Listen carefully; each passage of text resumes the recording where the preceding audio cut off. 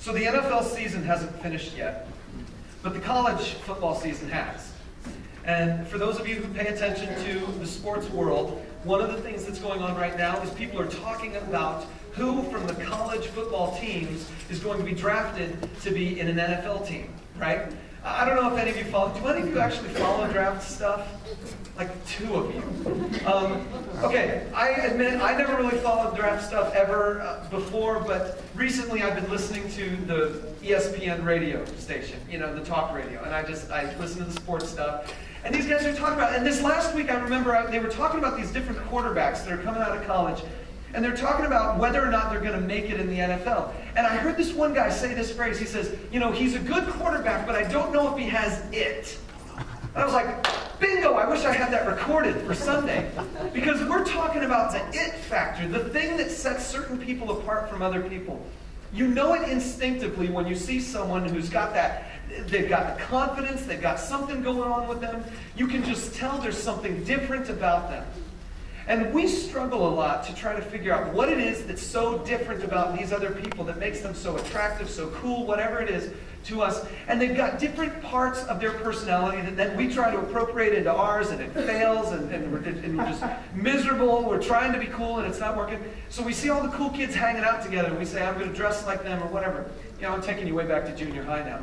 But I know you still do it. You drive in the car because someone else thought it was cool. So anyway, the thing is that there are some people who seem to have it and some people who don't. There's some people who seem to get it. Life seems to work out for them. And the Bible gives us some clues on what makes the difference. The Bible gives us some clues on why some people have it and some people don't. And we're not talking about superficiality and coolness, the kind of coolness you can buy, or the kind of coolness that you can sort of do a bad thing just to cross the line just so far so that people would see you as a rebel and then you're becoming cool. No, we're talking about a kind of coolness that surpasses the average and ordinary kind of thing. We're talking about a kind of coolness that goes on into something eternal, of eternal significance. This is probably the first time you've ever heard it in church, but I, as a pastor, am telling you confidently that for 2011, I want you to become more cool. I do. I want you to raise your it factor. And I want you to be a person where when you walk around this town, there's a glow about you, and people who are strangers to you come up to you, tap you on the shoulder, and say, you know, you're cool. And you're like, yeah, because my pastor told me to be. Or something, you know, I don't know, that would not make you cool if you said that out loud. But you know, you can think it. You can think it. So what I'm trying to get at is that there's some parts of the Bible that really give us some insight into this. And so I printed them on your note sheet. Take a look at these things. Psalm 1, 2 through 3. We looked at this last week.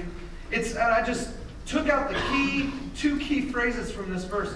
It says, his delight is in the law of the Lord, and whatever he does prospers.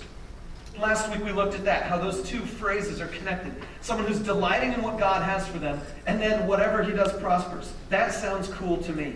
And then John 10:10 says this. Jesus speaks, he says, I've come that they may have life and have it to the full. He's talking about his followers. And he says, I've come that my followers could have life, full life, eternal life. A life that begins today and lasts in a very cool way for a very long time. Those who obey the Bible live above the ordinary. Those who know Jesus know full life. The world has convinced us that the cool life is the life outside of God.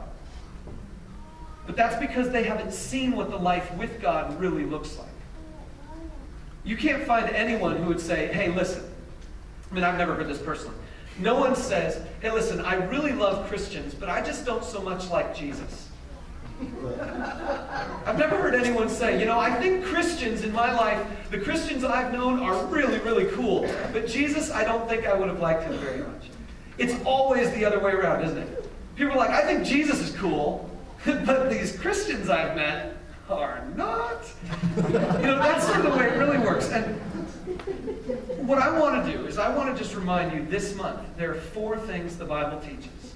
And if these 4 things are true in your life, you will have a kind of life that has an it factor, a component to it that is special and different.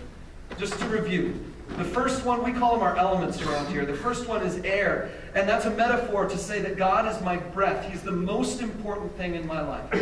The second metaphor is fire, and that's a metaphor that says if I'm going to stay with a burning passion, I need to be around other people who also have that burning passion. If I'm like a coal or an ember and you take me away from the fire and set me somewhere else, I'm just going to die out and be ineffective. But if I'm with a group of other coals, other embers, then together we can do something phenomenal, like cook my steak this afternoon.